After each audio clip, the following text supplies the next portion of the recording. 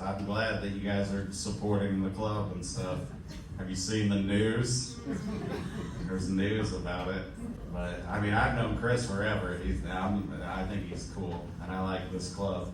And it's not. There's a difference between like not paying somebody because you're like, I'm gonna f this guy over, and not paying somebody because you're like, oh no, I don't have the money. Like there's a difference, you know. And people online are mad about it, and they're like, what a piece of shit. And it's like he's not doing it to be an asshole. He's doing it because it's hard to own a comedy club, you know. I'm not an expensive comedian, but nobody buys tickets to me. So you gotta have the f***ing dust and diamonds and stuff. And maybe he's not the best example. I don't think he's still with us, but if you don't know who Dustin Diamond is, he's the guy who played Screech on Saved by the Bell, which was a show in the 90s that was awesome. And he sold out comedy clubs all over the country because people wanted to go and be like, hey, Screech. And then he was a dick though, and he would be like, my name's Dustin now. And everybody's like, what's your f***ing problem, dude? But you gotta book people like that because people will buy tickets to shit like that, you know? And then you think like, all right, I own this club, it's got 300 seats in it, Screech costs 10 grand, and if we sell out 4 shows, that's like $24,000. I'll pay Screech and we make like 14 grand, it's awesome.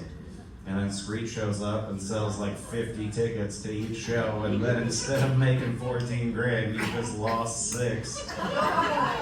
But Screech is still like, you gotta give me my fucking money, dude. And you're like, alright, well we got Margaret Cho booked in a couple months, and we've already sold a few grand worth of tickets to her, so I'll give her ticket money to Screech, so he's not mad at us. And then Margaret Cho calls a week later and is like, hey, bad news, I gotta cancel. And then all the Margaret Cho people are like, we want our money back. And then he's like, oh, I gave it to Screech. I don't know what to do. But then you're like, I'll give out free tickets, because then maybe people will just come anyway, and then they'll buy drinks and stuff, and maybe we'll make some money that way. Then it like trains the town that like, oh, hey, you can just get free tickets to this place anytime. So when people are like, you want to go see a comedy show? It's $20. And you're like, nah, I only go for free. I'm just saying, I'm happy to be here on what may be the final night of comedy ever.